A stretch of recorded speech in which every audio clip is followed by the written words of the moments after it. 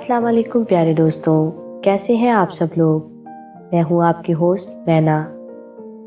आज माओ के आलमी दिन पर मैं आपके लिए एक खूबसूरत कहानी लेकर आई हूं और ये कहानी हमारे एक सिलसिला में मोहब्बत और एक अफसाना में शामिल की जाएगी।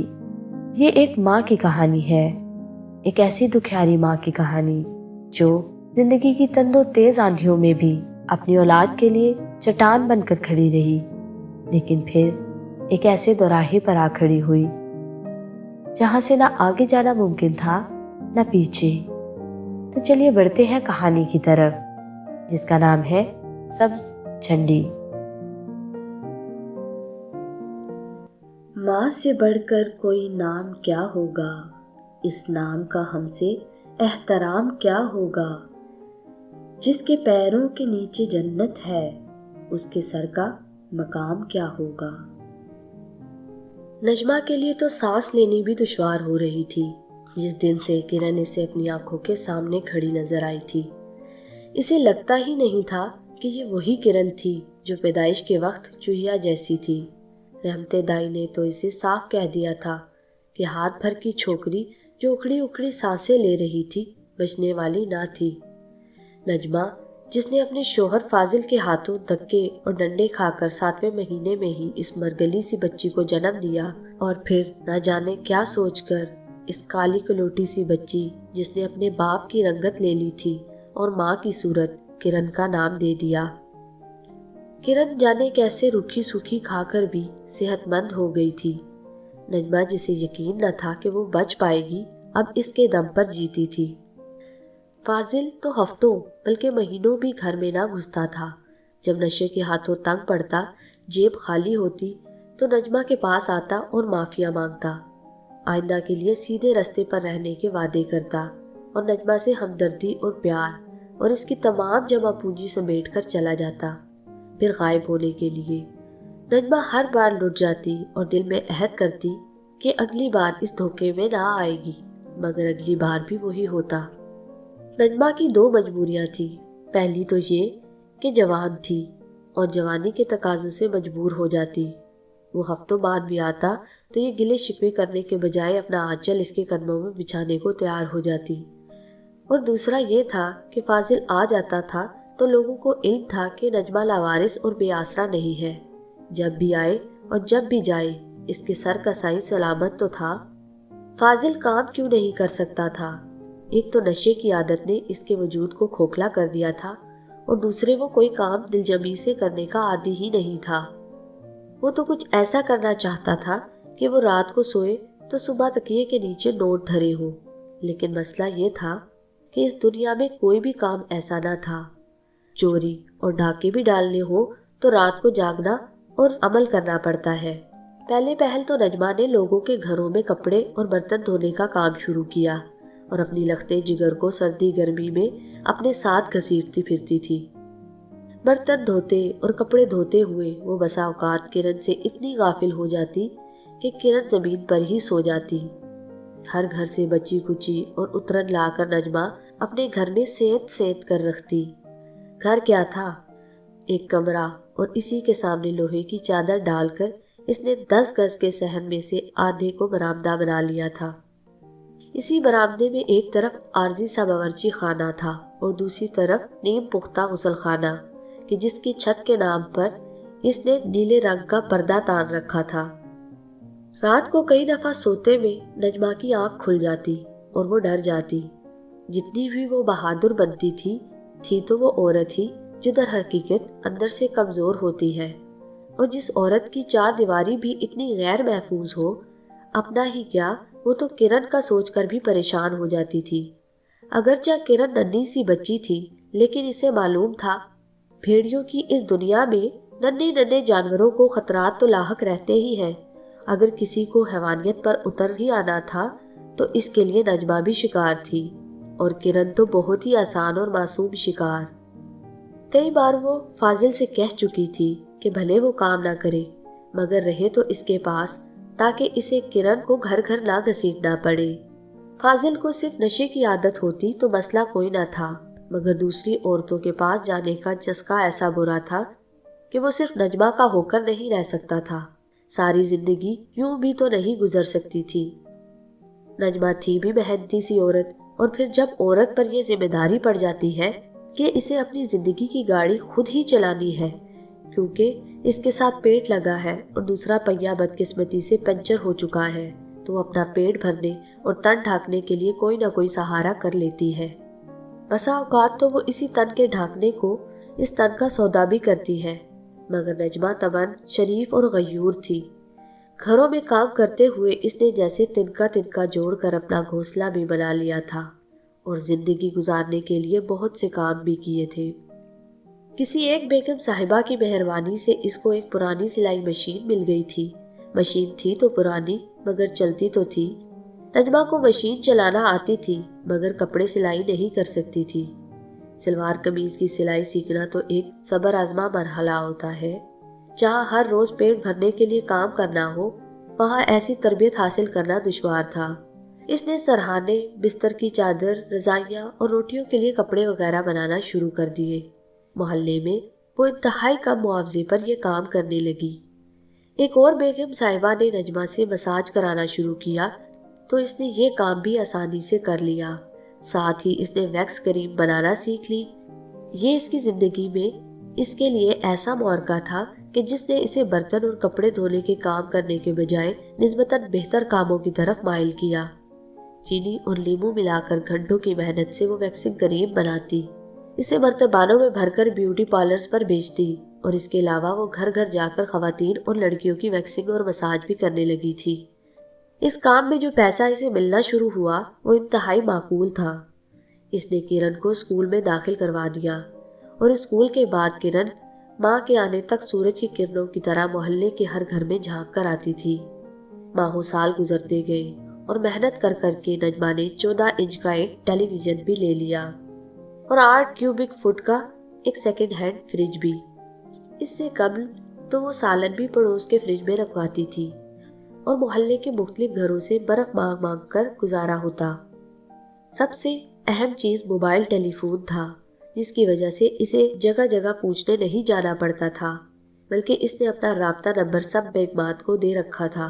ایک ڈائری بنا کر اس نے سب بیگمات کے رابطہ نمبر اس میں لکھ لیے تھے۔ بڑے منظم طریقے سے نجمہ نے ایک موبائل بیوٹی پارلر چلانا شروع کر دیا تھا، جو ایک ٹیلی فون کال کی دوری پر تھا۔ نجمہ کو اپنا حلیہ بھی قابل قبول رکھنا پڑتا تھا، کیونکہ اب اس کا جانا بڑے بڑے گھروں میں ہوتا تھا۔ کرن جو کسی دیو کی طرح بڑھتی چلی جا رہی تھی، اب 8ویں کلاس میں پہنچ چکی تھی۔ اسے اسکول کے بعد نجمہ کی ہدایت تھی کہ پڑوس کی خالہ کے پاس چلی جایا کرے، اور ماں کے آنے تک وہی رہے۔ مگر بچپن سے لگی ہوئی گھر گھر گھومنے کی عادت کیسے چھوٹتی؟ جاتی تو وہ خالہ سگرا کے گھر ہی تھی، مگر کھانا وانا کھا کر وہ محلے کے سیر سپاٹے پر نکل جاتی، گھر گھر کی خبر لیتی، ادھر کی بات اٹھاتی، ادھر کو پہنچاتی۔ لڑکیوں کی عشقیہ داستانیں، منگیتروں کے پیغامات، شوہروں کے رومانس اور اسی طرح کی باتیں سنتی ہوئی وہ ہفتوں کے بجائے دنوں میں جوان ہو گئی۔ نجمہ کو شروع میں اعتراض ہوا جب اس نے ماں سے اصرار کر کے اپنی آئی برو کو کماندار بنانا شروع کیا، اور ماں سے ویکسنگ بھی کروائی۔ کوئی ضرورت نہیں ہے کہہ کر نجمہ نے اسے ٹالا، مگر اس کی ضد جاری رہی۔ اماں دیکھو تو کیسا مردوں جیسا چہرہ لگتا ہے، اور مردوں کی طرح بازو اور ٹانگیں۔ کرن نے شلوار کا پائچہ اٹھا کر ماں کو دکھایا تو نجمہ کی ہنسی نکل گئی۔ میرے لیے اور بکھیڑے کم ہے جو اب میں تیری مصیبتیں بھی کروں؟ نجمہ نے ٹالا۔ بس اماں تو ایک بار کر دے اور مجھے سکھا دے، پھر میں خود ہی کر لیا کروں گی۔ مجبوراً نجمہ کو سب کرنا پڑا، اور جب وہ اپنی بیٹی کی ویکسنگ کر رہی تھی تو اسے اندازہ ہوا کہ اس کی بیٹی کا رنگ بھی صاف ہو گیا تھا، اور اس کے بازو اور ٹانگیں کتنے سڈول ہو گئے تھے۔ آئی برو اور بالائی لب کے اوپر جب تھریڈنگ کر کے فارغ ہوئی تو اسے اپنی بیٹی کیسی مختلف لگی، کتنی پیاری۔ ٹکر ٹکر وہ اس کا منہ تکے جا رہی تھی۔ کیا ہوا اماں؟ کرن شرما گئی۔ کچھ نہیں، بس ویسے ہی، نجمہ گڑبڑائی۔ ایسا لگ رہا ہے جیسے میرے سر پر سینگ نکل آئے ہو اماں۔ کرن ہنسی، اس کا چہرہ دمک رہا تھا اور آنکھیں بول رہی تھی۔ اس کے دائیں رخسار پر ڈمپل اور بائیں طرف تھوڑی پر تل۔ نجمہ مبہوت سی ہو گئی۔ اسے لگا اس نے سالوں اپنی بیٹی کو نہیں دیکھا۔ ڈر لگ رہا ہے کرن تجھ سے، اس نے غائب دماغی سے کہا۔ غریب اور تنہا عورت ہونا کیا کم عذاب ہوتا ہے کہ اوپر سے بیٹی بھی ایسی دے دی کہ میں ہولنے لگی ہوں۔ کیا کیا ہے میں نے اماں؟ وہ حیران ہوئی۔ کچھ نہیں، اماں نے بات بدلی۔ چل اٹھ، مجھے روٹی ڈال کر دے، بھوک لگ رہی ہے۔ وہ بھلا کس طرح کرن کو کہتی کہ وہ اس کے حسن سے ڈرنے لگی ہے، جسے دیکھ کر نجمہ ٹھٹک گئی تھی۔ اب اس کے حسن کی خوشبو اس کے گھر سے نکل کر گلی محلے میں پھیلے گی۔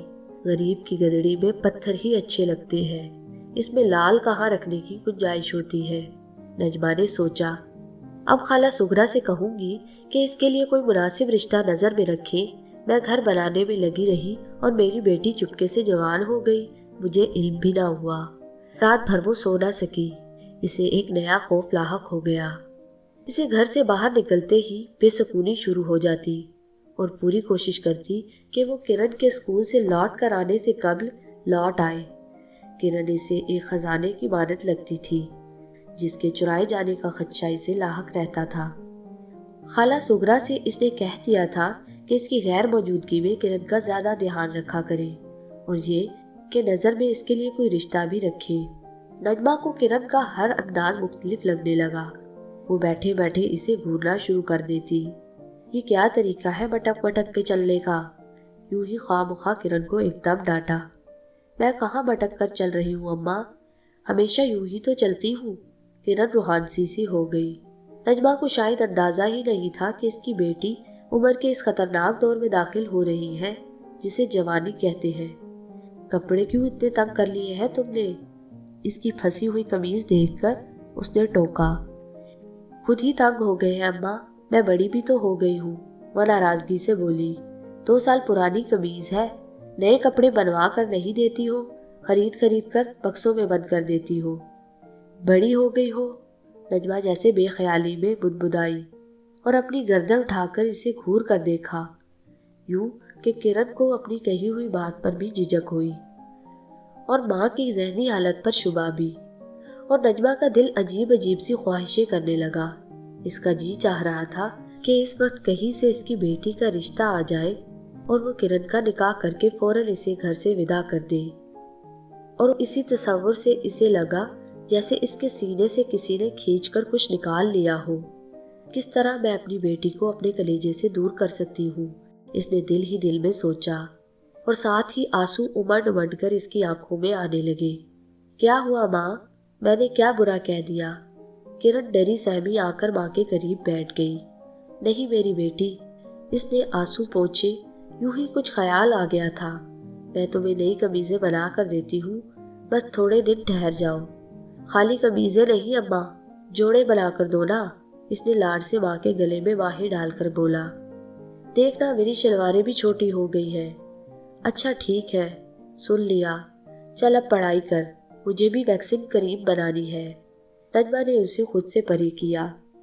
اٹھتے بیٹھتے سوتے جاگتے نجمہ کے سامنے اپنی بیٹی کا خوبصورت چہرہ اور سڈول جسم رہنے لگا۔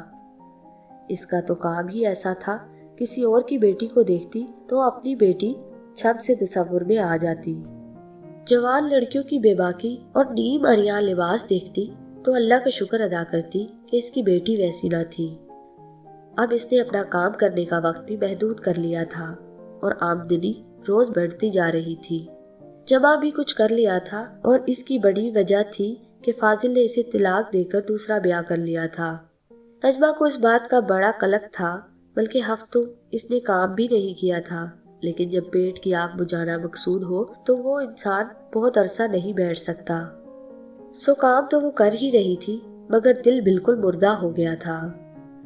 اب بیٹی کی شادی کا سوچتی تو یہ بھی فکر ہوتی کہ ماں کے نصیب پر لگا ہوا داغ بیٹی کی زندگی کی خوشیوں کو گہنا نہ دے۔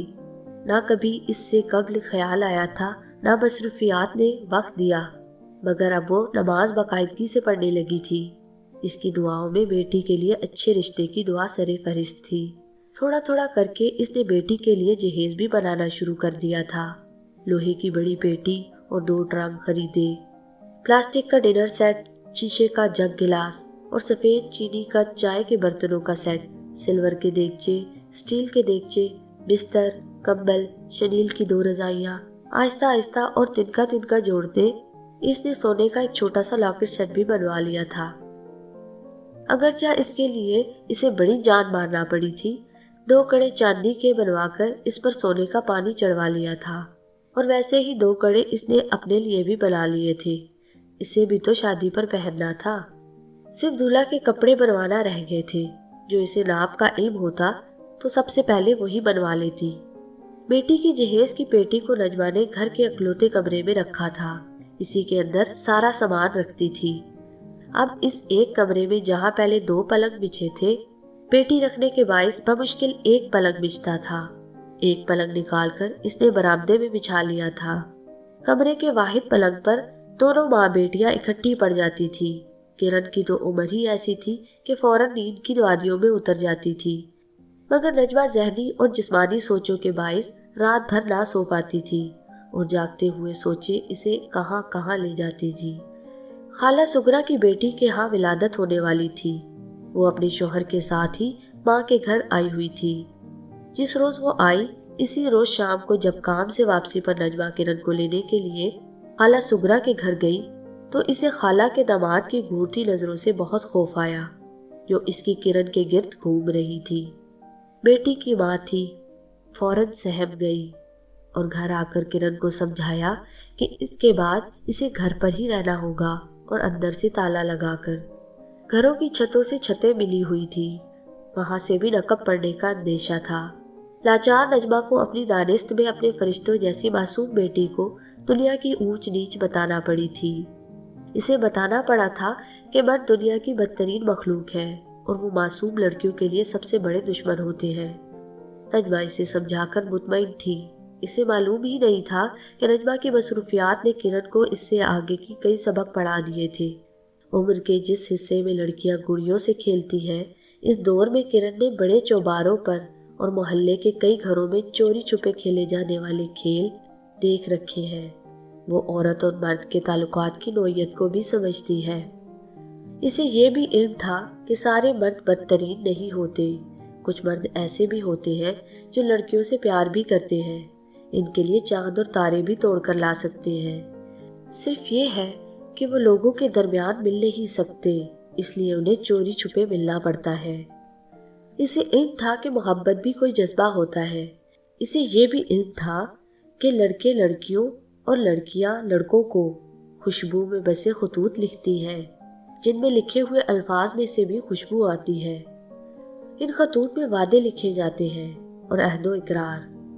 ये और मामला है कि इनमें से कुछ भी वफा नहीं होता, बल आखिर लड़कियां बयां कर चली जाती हैं और लड़के हंसी खुशी अपनी बीवियों के साथ जिंदगी गुजारने लगते हैं। इसका ये ख्याल भी था कि जिंदगी में हर लड़का और हर लड़की कभी न कभी तीरे नजर का शिकार हो जाते हैं और इनके दिलों में मीठे मीठे और गुदगुदाने वाले जज्बे बेदार होते हैं।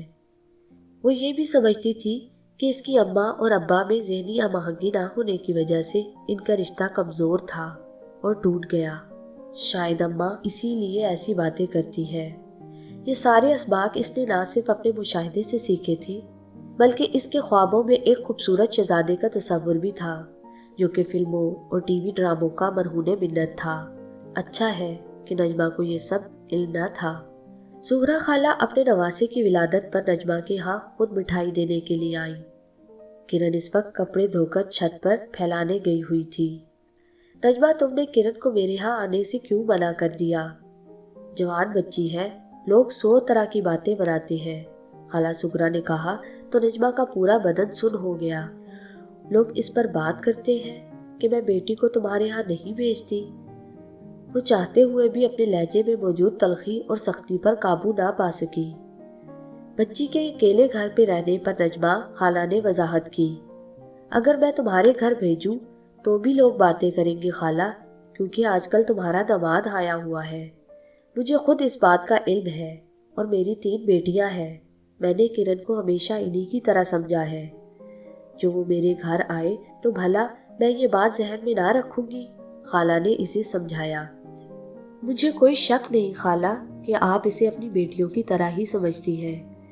نجمہ بھلا سغرا خالہ کے احسانات کو کیسے فراموش کر سکتی تھی؟ انہوں نے کئی سال تک اس کی دیکھ بھال کی تھی، چاہے وہ سغرا خالہ کے گھر سے نکل کر محلے بھر میں گھومتی پھرتی، مگر نجمہ کو تو تسلی تھی کہ وہ ان کی نگرانی میں ہے۔ میرے داماد عبد القادر نے ہی بتایا تھا۔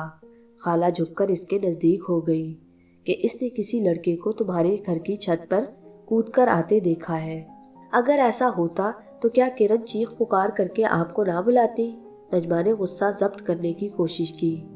کر سکتی تھی، تو غصے میں نہ آ، اگر وہ چاہتی، خالہ نے کہا۔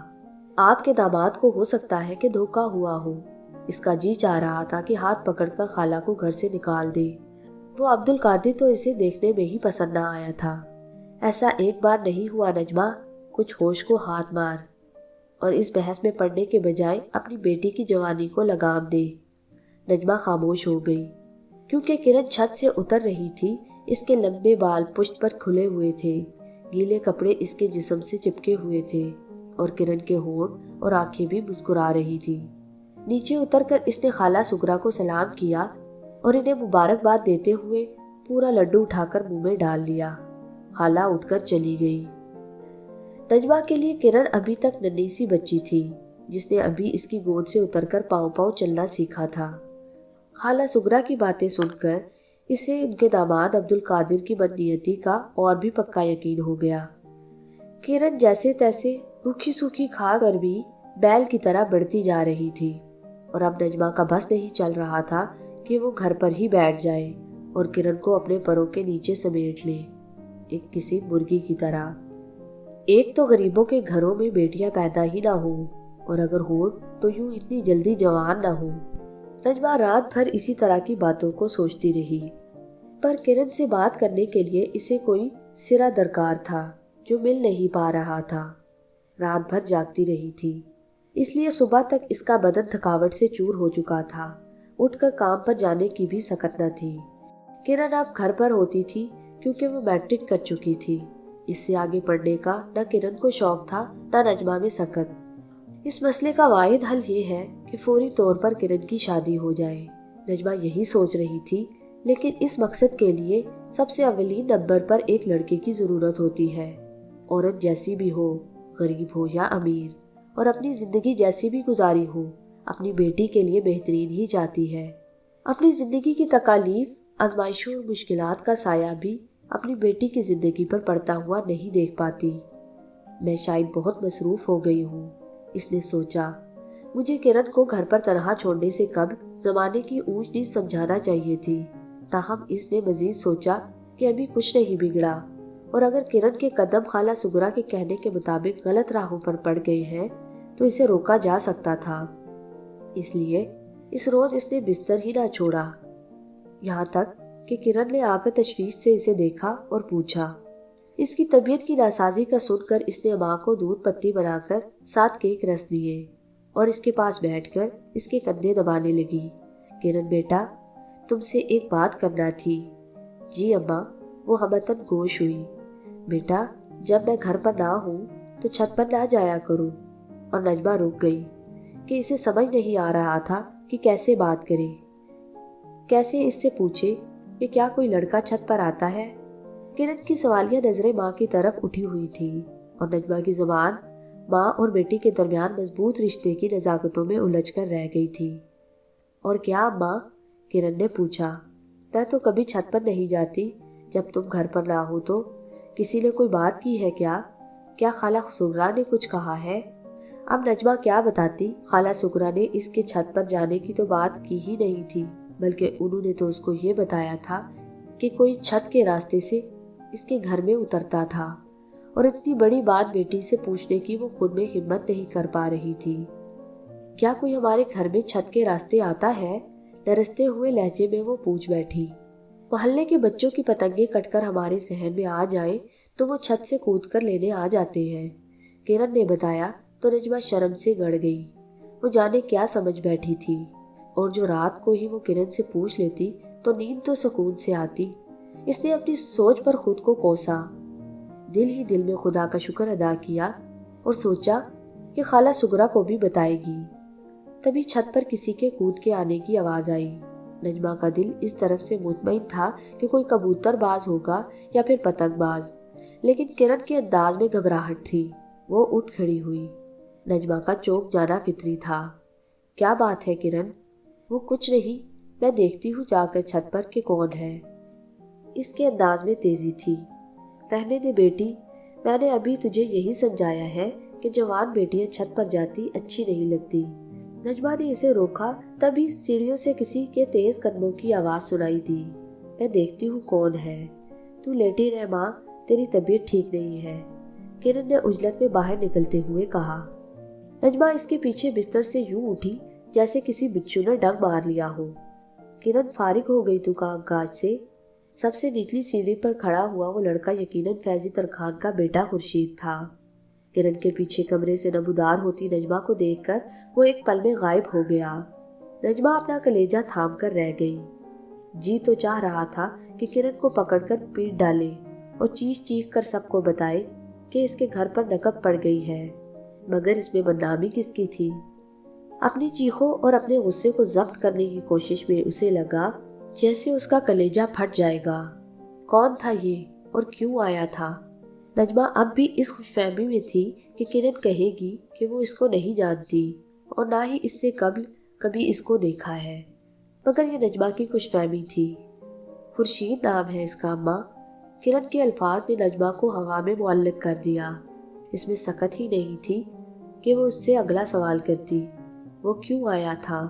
کرن کے لہجے میں وثوق نے نجمہ کو بہت سے ایسے سوالات کے جواب بھی دے دیے تھے جو اس نے پوچھے ہی نہ تھے۔ کب سے آ رہا ہے یہ ہمارے گھر؟ نجمہ کے لہجے میں نہ چاہتے ہوئے بھی غصہ تھا۔ وہ جانتی تھی کہ غصے میں اس کی آواز بلند تر ہو جائے گی اور پھر وہ خود پر قابو نہ رکھ سکے گی۔ ماں کے تیور دیکھ کر کرن خاموش رہی۔ اس کے بعد یہ بغیرت میرے گھر آیا اور تو چھت پر گئی تو میں تجھے زندہ نہ چھوڑوں گی اور نہ اسے۔ مگر وہ مجھ سے شادی کرنا چاہتا ہے اماں۔ کرن نے ہمت کر کے وہ بات کہہ دی جسے سن کر نجمہ سن ہو کر رہ گئی۔ تو گویا پانی اس کے سر سے بہت بلند ہو چکا تھا۔ وہ باہر کی فکروں میں مبتلا رہی اور اپنے گھر سے غافل ہو گئی۔ جوانی تو دیوانی ہوتی ہے، اس کی بیٹی پر جوانی کب آئی؟ اس کی خبر اسے ہوئی ہی نہ۔ خبر ہوئی تو اس کا جادو سر چڑھ کر بول رہا تھا۔ کرن اندر کمرے میں سو رہی تھی اور نجمہ باہر برآمدے میں بے خواب آنکھوں سے چھت کو گھور رہی تھی۔ واہ اوپر والے، غریب کے گھر بیٹی کا رشتہ بھی بھیجا تو بدنامی کی گٹھری سے بندھا ہوا۔ وہ سوچ رہی تھی، جانے فیضی کی بیوی اور خورشید کی ماں اس رشتے پر راضی ہوں گی یا نہیں۔ اس نے ہرگز نہیں سوچا تھا کہ لڑکا کیسا ہے، کیا کرتا ہے۔ جب بات بدنامی کی سرحدوں کو چھو رہی تھی تو اس کا کسی مناسب طریقے سے انجام پا جانا ہی اس کی خواہش تھی۔ خواب تو وہ بھی بیٹی کے حوالے سے بڑے بڑے دیکھتی تھی، لیکن اسے معلوم نہ تھا ان خوابوں کی تعبیر کبھی غریبوں کا مقدر نہیں ہوتی۔ رات بھر وہ منصوبے بناتی اور بگاڑتی رہی۔ خالہ سغرا ہی سے اسے امید کی اکلوتی کرن نظر آ رہی تھی۔ انہی سے بات کرے گی کہ وہی اس گوار کو سمجھائے۔ اب اپنے منہ سے بول کر تو کبھی بھی خورشید کے ماں باپ سے رشتہ بھجوانے کا نہیں کہہ سکتی تھی۔ ایک بار سوچا کہ خورشید کے ماں باپ سے ملے اور انہیں بتائے کہ ان کا بیٹا کیسے ان کی بیٹی کو ورگلا رہا ہے، مگر کچھ سوچ کر چپ ہو گئی کہ جب اپنا سکہ ہی کھوٹا ہو تو انسان دوسرے کو کیا کہے۔ کرن کو سمجھانے کا ارادہ کیا کہ اس لڑکے سے کہے کہ سیدھے سبھاؤ سے رشتہ بھیجے اور اگر نہیں بھیج سکتا تو یہ سلسلہ بند کر دے۔ صبح اٹھتے ہی کرن کی توقع کے بالکل برعکس اٹھ کر تیار ہو کر وہ اپنے کام کے لیے چل پڑی۔ دروازہ بند کر لینا کرن، باہر نکلتے ہوئے اس نے آواز لگائی، اور بیٹا میں نے ساری زندگی بے حیائی نہیں کی۔ مجھے یقین ہے کہ تم بھی شریف ماں کی شریف بیٹی ہونے کا ثبوت دو گی۔ کرن سر جھکائے کھڑی تھی۔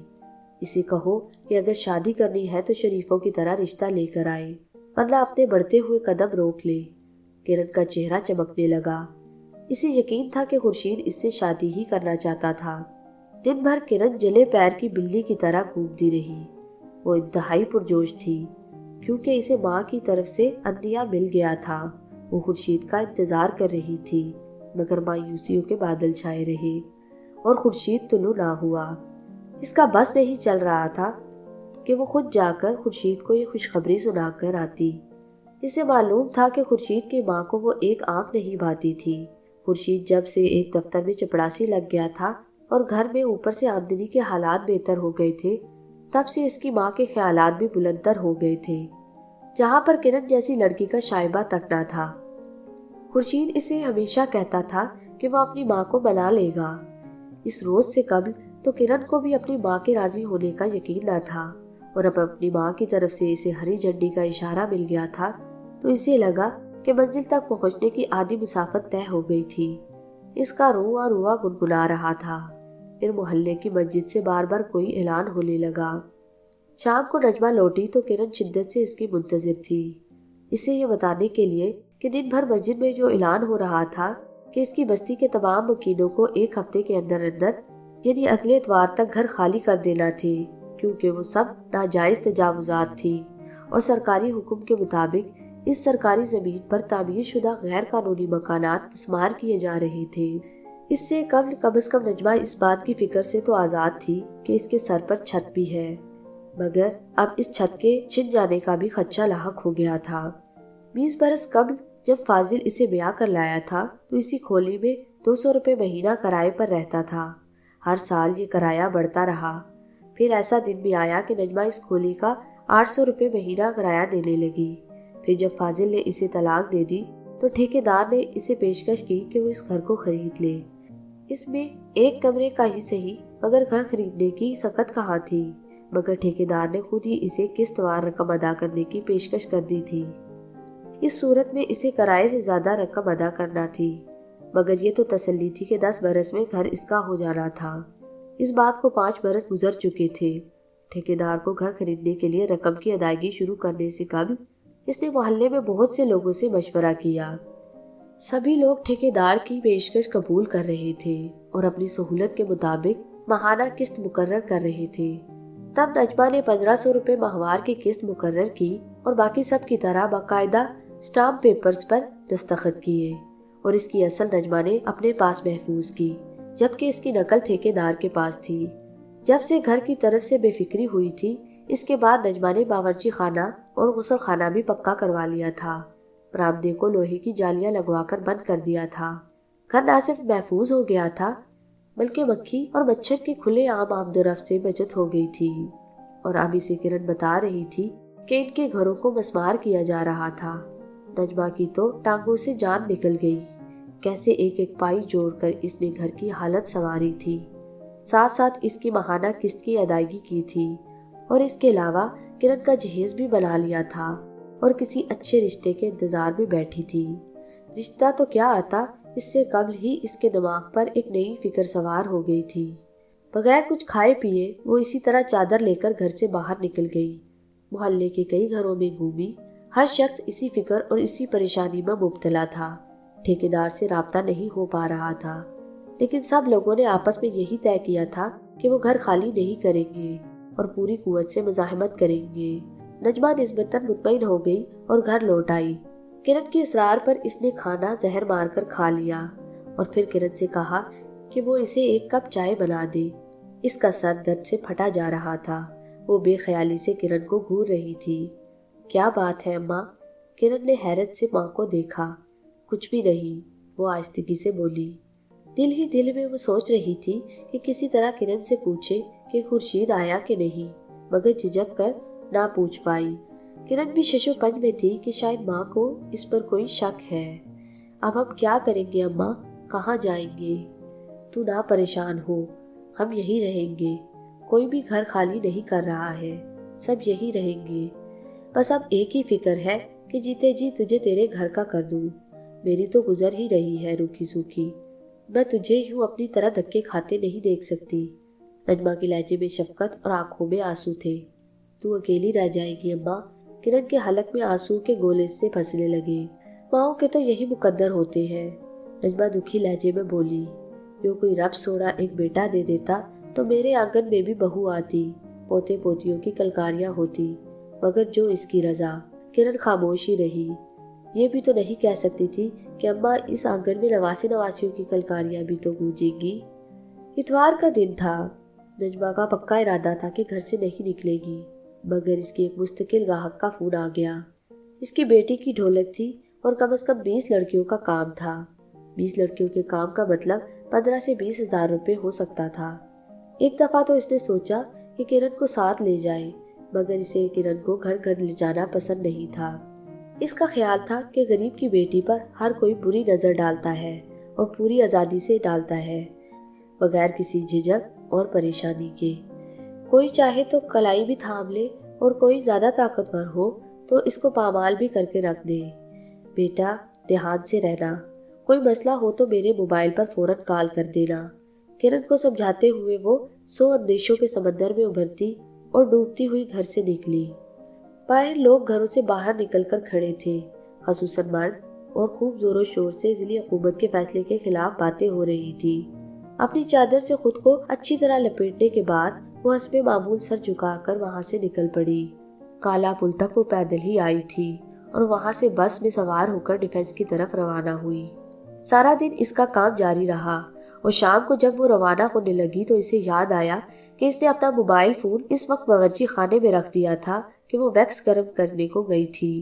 ٹیلی فون تو اسے مل گیا، مگر اس پر 25 دفعہ خالہ سغرا کے نمبر سے کال آئی تھی، جو کہ ظاہر ہے اس نے اٹینڈ نہیں کی تھی۔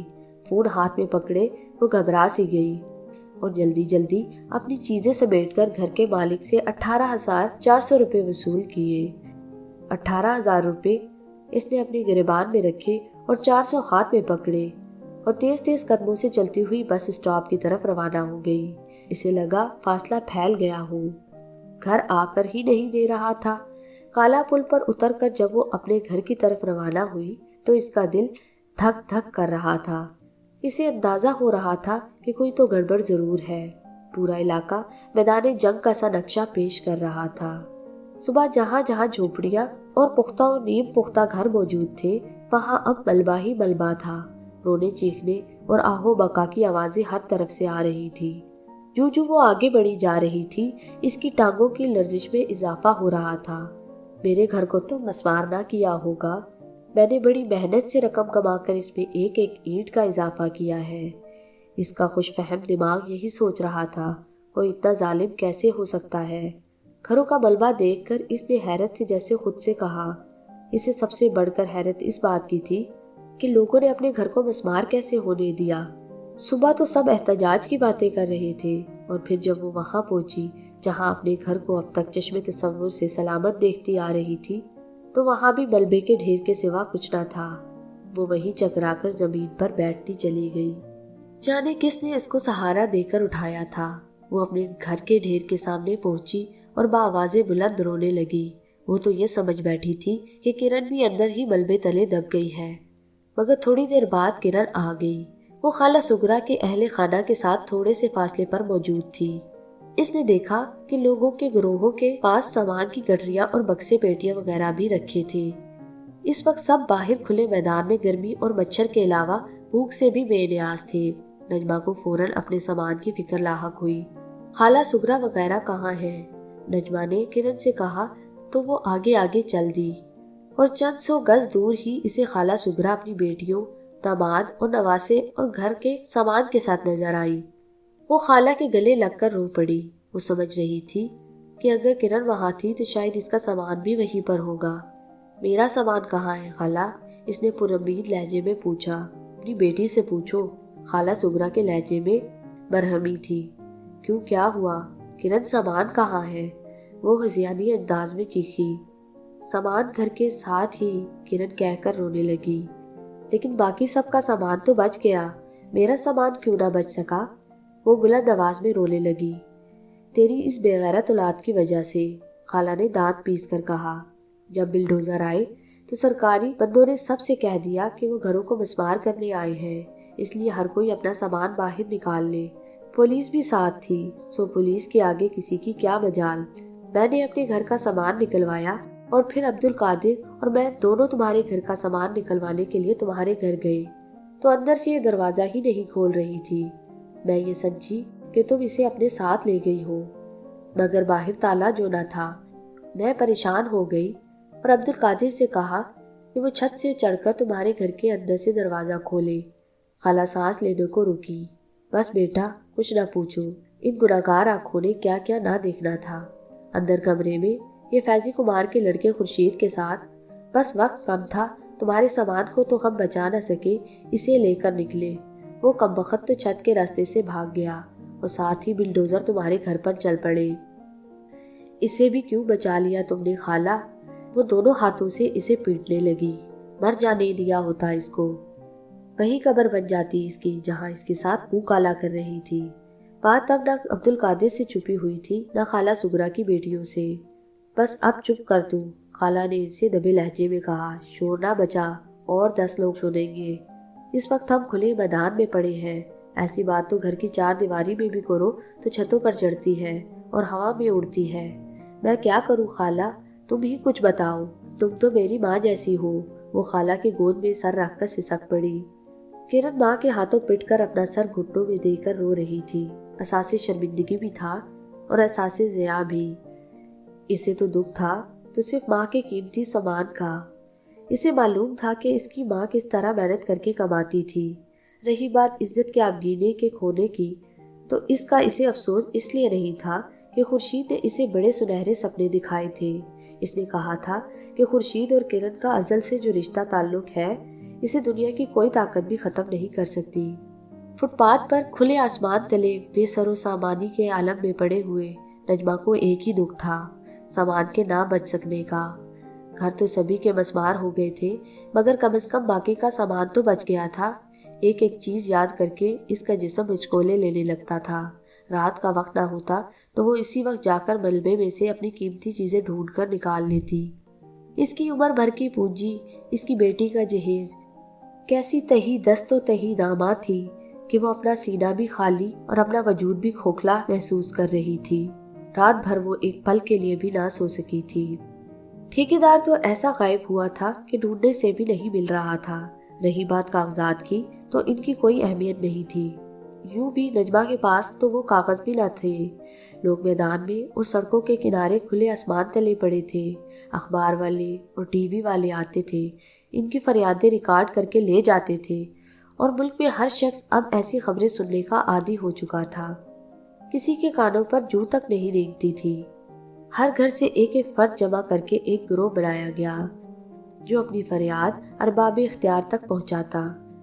اس کے نتیجے میں ان تمام متاثرین کو عارضی طور پر خیمے لگا دیے گئے اور ان سے کسی بہتر بندوبست کا وعدہ کیا گیا۔ وفد کے تمام ارکان کا اصرار تھا کہ وہ اس جگہ سے کہیں اور منتقل ہونے کو تیار نہ تھے۔ حکومتی نمائندوں نے انہیں بتایا کہ وہ سرکاری جگہ تھی اور اس جگہ پر جلد ہی کوئی سرکاری عمارت بننے والی تھی۔ البتہ انہوں نے وعدہ کیا کہ وہ ان تمام متاثرین کو کہیں اور زمین لے کر دینے کی پوری کوشش کریں گے، یا پھر ان کے لیے کوئی نئی عمارت تعمیر کر دی جائے گی جس میں اپارٹمنٹ ہوں گے۔ یہ سب وعدے بھی ریت کی دیوار کی طرح ثابت ہونے لگے۔ نجمہ کا دل سہما ہوا تھا۔ کھلے آسمان تلے جوان اور سرکش بیٹی کے ساتھ کتنے دن پڑی رہ سکتی تھی؟ دنیا میں اور کوئی تو تھا نہیں جو کوئی ٹھکانہ یا آسرا ہوتا۔ جہاں جہاں اپنے کام کے سلسلے میں جاتی تھی، کہیں سے بھی اسے تعاون کی امید نہ تھی۔ پہلے تو کئی دن نجمہ اپنے گھر کے ملبے کے ڈھیر میں سے ہی کچھ برآمد کرنے کی کوششوں میں مصروف تھی۔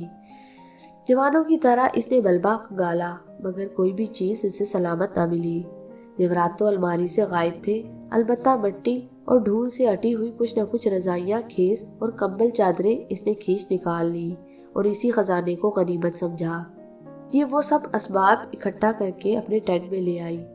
باقی کوئی برتن سلامت نہ بچا تھا، نہ پلنگ نہ کرسیاں۔ ہر نقصان پر اسے یوں تکلیف ہوئی تھی جیسے اس کے تازے زخموں پر کوئی نشتر چلا رہا ہو۔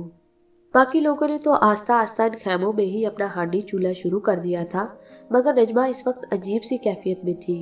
وہ ایک پائی بھی ضائع نہیں کرنا چاہتی تھی۔ 2 روٹیاں اور پکوڑے خرید کر وہ دوپہر کو اپنا گزارا کر لیتی، اور صبح چائے بنانے کے لیے اس نے اینٹوں کا عارضی سا چولہا بنا لیا تھا۔ ایک اسٹیل کی ہینڈل والی دیگچی خریدی تھی۔ اب اسے اپنا کام شروع کرنے کا بھی سوچنا تھا۔ اس کی سلائی مشین بھی گھر کے ملبے تلے دب کر ناکارہ ہو گئی تھی۔ نجمہ پر تو پے در پے صدموں کے پہاڑ گر رہے تھے۔ 18,000 روپے اس کے ہاتھ میں تھے۔ 50,000 کے قریب اس نے ایک بیگم صاحبہ کے پاس جمع کروا رکھے تھے۔ یہ اس نے بیٹی کی شادی پر بارات وغیرہ کے کھانے کے اخراجات और तकरीबन 20,000 बेटी को नकद देने के लिए रखा था। इसके अलावा इसका इरादा था कि बेटी को छोटा सा फ्रिज और एक वॉशिंग मशीन भी जरूर देगी। खुद अपनी हसरतों को तो वो अपने दिल में ही दबाती रही थी, मगर अपनी बेटी को वो कोई महरूमी नहीं देना चाहती थी। जिस रोज से इसका घर मस्मार हुआ था, इसने बराह रास्त बेटी से कोई भी बात ना की थी। वो अपने इस नुकसान की 100% जिम्मेदार अपनी बेटी को समझ रही थी। ये चंडाल मेरे मुंह पर यूं कालक मलने में मसरूफ ना होती तो घर के सामान में से कुछ न कुछ तो बन जाता। यही सोचकर वो इससे नाराज सी थी। किरण भी किसी मुजरिम की तरह माँ के सामने सर झुकाए बैठी रहती। कैसे कैसे अरमान थे नजमा के दिल में बेटी के ब्याह के हवाले से, मगर अब तो इन सब अरमानों पर ओस पड़ गई थी। अब तो इसका जी चाह रहा था कि किसी भी तरह वो इसे खुर्शीद के साथ 2 बोल पढ़ाकर चलता करे। इसीलिए वो उठते बैठते बेटी को ताने तशने देती रहती। बुला इस कमबख्त को, अपने यार को, कि रिश्ता लेकर आए। मर क्यों ना गई तू बगैरत मुझे ये दिन दिखाने से पहले। अच्छा ही होता जो खाला सुगरा तुझे ना बचाती और इसी मलबे तले तुम दोनों काले करतूतों वालों की कब्रें बनती। किरण सुनती, मगर पलटकर माँ को क्या जवाब देती। इस दिन के बाद इसकी खुर्शीद से मुलाकात ही कब हुई थी। अब जिस तरह वो और इसकी माँ सड़क पर बेआसरा पड़ी थी, यूं भला खुर्शीद की माँ रिश्ता लेकर आने पर भी तैयार होती। नींद तो कहते हैं कि सूली पर भी आ जाती है, सो परेशान हाल नजमा को भी आ जाती थी। इस खस्ता हाल से टेंट में जहाँ न पंखा था, न चारपाई और न रोशनी, मगर रात को अचानक नजमा की आँख किसी अजीब से एहसास के तहत खुल गई। जाने क्या हुआ था, इसने सोचा, और इससे कबल कि वो करवट बदलती इसे आवाज आई। याद आ गई मेरी। बिलाशुबा ये किरण की ही आवाज थी। क्या करता, क्या खुले मैदान में मैं तुम्हें मिलने को आता, और टेंट भी कौन सा ऐसी महफूज जगह है मिलने के लिए। फिर भी अगर तुम इन दिनों हमारी कुछ मदद कर देते तो मेरी अम्मा का दिल ही नरम हो जाता। तुम्हारी अम्मा का मसला तो बाद में आता है, पहले तो मसला मेरी अम्मा को मनाने का है। अब तो वो बिल्कुल ही नहीं मानेगी। फिर क्या होगा, मैं कैसे रहूंगी तुम्हारे बगैर। किरण के लहजे में परेशानी थी और नाज था। मैं कब तुम्हारे बगैर रह सकता हूँ, तुम ही बताओ क्या करें। मैं क्या बताऊँ, मेरी अम्मा को तो ये इल्म ही हो गया अगर कि तुम आए थे तो वो मेरा गला ही दबा देगी। किरण बोली। नजमा की रगों में खून उबलने लगा और इन्हें कहीं देखने के तजस्सुस से बेख्तियार होकर इसने करवट बदली। टेंट के पिछले हिस्से के पास से खुर्शीद अंदर आया था। माँ को करवट बदलते देखकर किरण खामोशी से आकर माँ के पास लेट गई और हाथ से खुर्शीद को चले जाने का इशारा किया। वो फौरन वहां से गायब हो गया। खाला सुगरा को अपने आरजी खैमे और बेटी का ख्याल रखने का कहकर इसने फिर काम पर जाना शुरू कर दिया। तमाम मेहमान को अपने गम की दास्तान सुनाकर कुछ न कुछ फालतू रकम वसूल की और नए अज़म से रकम जोड़ना शुरू कर दी। साथ ही इसने हर किसी को कहना शुरू कर दिया कि इसकी बेटी के लिए रिश्ता देखे, कंवारा हो, रंडवा हो या लगड़ा, इसे इस बात से कोई फर्क नहीं पड़ता। अब वो जल्द अज जल्द अपने सर से ये बोझ उतारना चाहती थी। तमाम घरों का मलबा उठाकर जगह साफ करके खुदाई का काम शुरू कर दिया गया था। इन तमाम मुतासरीन को 1 माह का वक्त दे दिया गया था कि वो अपना कोई इंतजाम करके वहाँ से जगह खाली कर दे, क्योंकि वहाँ पर 4 दीवारी भी बनना थी। हर कोई अपनी सी कोशिश कर रहा था। किसी ने कहीं किराए पे घर ले लिया था, कोई किसी अजीज के यहाँ था। हुकूमत की तरफ से शहर से बिल्कुल बाहर 4-4 मरले जमीन कम कीमतों पर देने की पेशकश की गई थी, जो ऐसे हालात में किसी के लिए भी काबिल कबूल ना थी। इस जगह पर रहने वाले सभी मजदूर पेशा थे जो काम करके कमाते और खाते थे। शहर से इतनी दूर जाकर इनका पहला मसला ये होता कि वो काम क्या करेंगे। इन सब के पेशों की तलब शहर में ही थी, न कि शहर से बाहर। चंद लोग जो सब्जी और फल के कारोबार से वाबस्ता थे, इन्हें ये पेशकश बुरी ना लगी। वो मंडी के नज़दीक हो जाते थे। पहले वो यहाँ से मंडी जाकर सब्जी फल लाते और शहर में बेचते थे। वो लोग मंडी से नज़दीक हो जाते तो वहाँ से सवेरे जल्दी फल और सब्जी खरीद कर शहर में आकर बेच सकते थे। चंद और लोगों ने भी इस पेशकश को कबूल कर लिया था, मगर नजमा वहाँ चली जाती तो क्या करती। इसने सरतोड़ कोशिश की, कई लोगों से कह रखा था, पर आखिर इसे किसी के तवज्जुह से मालूम हुआ कि इस इलाके में एक इमारत में एक कमरे का फ्लैट खाली था। مگر وہ اس کی قیمت سن کر سوچ کر ہی رہ گئی کہ وہ بھی فلیٹ خرید سکتی ہے۔ کرائے بھی اتنے زیادہ تھے، خود کو وہ بے بسی کی انتہا پر پاتی تھی۔ جب تک وہ کسی باعزت طریقے سے رہنا نہیں شروع کر دیتی، اسے کرن کے لیے کسی رشتے کی توقع بھی نہ تھی۔ جن گھروں میں اس کا آنا جانا تھا، وہاں سے اسے جو دولت سب سے وافر مقدار میں ملی تھی وہ احساس کمتری تھی۔ وہ اس سے مالا مال تھی۔ اپنی کم مائگی کا احساس اسے بہت بڑھ گیا تھا۔ جاگتے میں انگلیوں کی پوروں پر حساب کرتی رہتی اور خوابوں میں وہ دولت کے انبار میں کھیلتی۔ ایک گھر کا حصول جو اس کا اپنا ہو اور کرن کی شادی۔ اس کے پاس یہ دو ایسے کام تھے جس میں اس کی عقل کو معلوم نہ تھا کہ سب سے زیادہ اہم کام کون سا ہے۔ کرن جوان تھی اور اس کی جوانی سنبھل بھی نہ پا رہی تھی، اور گھر جس کی اسے کرن کے ہوتے ہوئے بھی ضرورت تھی اور کرن کے نہ ہوتے ہوئے بھی۔ اب دونوں میں سے ایک ہی کام ممکن تھا۔ بیٹی کے ساتھ جہیز اور ساز و سامان کو جانے کیوں بیٹی کے مستقبل کی ضمانت سمجھ لیا جاتا ہے، حالانکہ وہ دیکھتی تھی کہ بڑے بڑے گھروں میں جہیز دینے اور لینے کا رواج ختم ہوتا جا رہا ہے، کیونکہ ان لوگوں کے گھر بھرے ہوئے ہوتے ہیں اور نیتیں بھی سیر۔ جن کے پاس دینے کی سکت ہے، ان سے لینے کی کسی کو طلب نہیں، اور جن کے پاس دینے کو کچھ نہیں، اسی طبقے کی لڑکیوں کے والدین سے سب سے زیادہ جہیز کی توقع کی جاتی ہے۔ ایک کمرے کا فلیٹ جب سے نجمہ دیکھ کر آئی تھی، اس کی نظروں کے سامنے سے ہٹتا ہی نہ تھا۔ کمرے کے سامنے برآمدہ بھی تقریباً کمرہ ہی تھا۔ ایک اسٹور تھا، ایک لاؤنج نما کمرہ اور باتھ روم اور باورچی خانہ اگرچہ چھوٹے تھے مگر صاف ستھرے تھے۔ فلیٹ تیسری منزل پر تھا اور کافی ہوادار تھا۔ بالکونی بھی کھلی سی تھی اور اس میں کیاریاں سی بنی ہوئی تھی۔ نجمہ تو وہاں چشم تصور میں دھنیا، پودینہ، ہری پیاز، لہسن، مرچیں وغیرہ لگا چکی تھی، مگر سب سے بڑی رکاوٹ کرن کی شادی تھی۔ نجمہ کی ایک سہیلی نے کرن کے لیے رشتہ بتایا تھا۔ اسی کے گھر میں نجمہ کرن کو لے کر گئی تھی اور وہی لڑکے اور لڑکے کی ماں اور بہنیں آئی تھی۔ لڑکا فاضل کی عمر کا تھا اور ایک بیوی بھگتا چکا تھا۔ شکل سے ہی نجمہ کو لڑکے کی ماں اور بہنیں لالچی نظر آئی تھی۔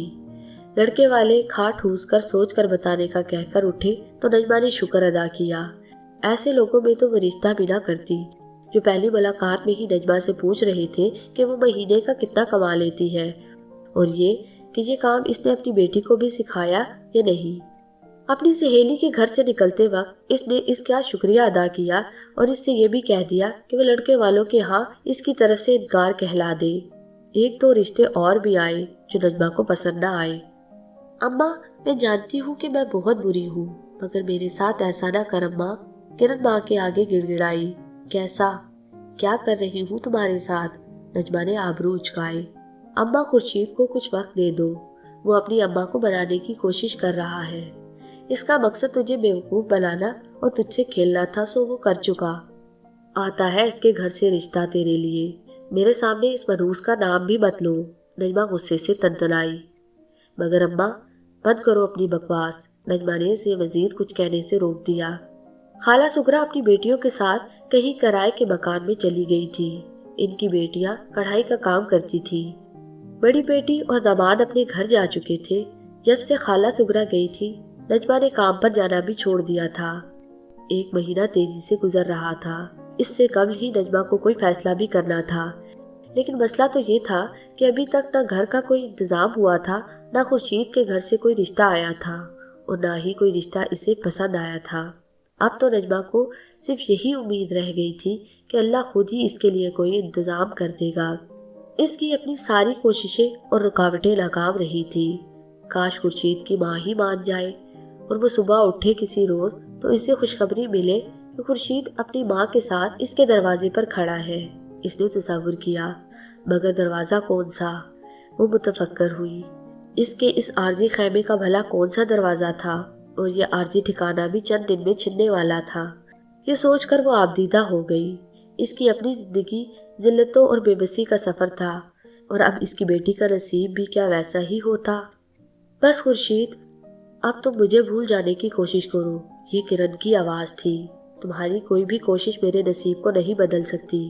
کرن، یوں تو نہ کہو، ورنہ تمہیں معلوم ہے کہ کرن کے بغیر خورشید کا کوئی تصور نہیں۔ کرن کا تو کوئی وجود ہی نہیں ہوتا خورشید کے بغیر، مگر میں بھی مجبور ہوں۔ اب تو ہم مل بھی نہیں سکتے۔ اماں میرا یوں پہرا دیتی ہے جیسے کسی خزانے پر کوئی سانپ بیٹھا ہو۔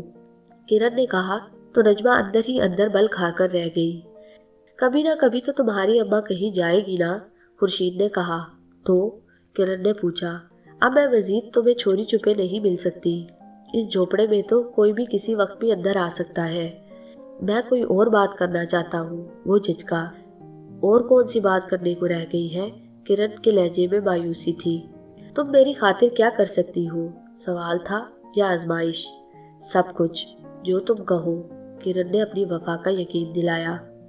جب نہ تمہاری اماں مان رہی ہے نہ میری، تو میرے پاس ایک حل ہے، خورشید بولا، کہ ہم یہاں سے کہیں بھاگ چلیں۔ نجمہ کا دل اس کا سینہ توڑ کر باہر آنے لگا۔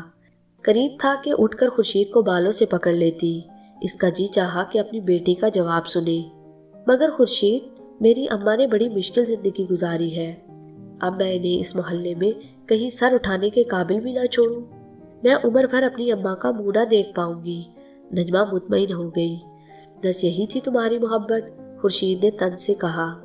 ابھی کہہ رہی تھی کہ میری خاطر سب کچھ کر سکتی ہو، مگر میں اپنی اماں کو کیسے چھوڑ دوں؟ کرن روحانسی سی ہو گئی۔ کون کہہ رہا ہے اماں کو چھوڑنے کو؟ تھوڑا عرصہ گزر جائے گا تو ہم معافی مانگ لیں گے تمہاری اماں سے اور میری اماں سے بھی۔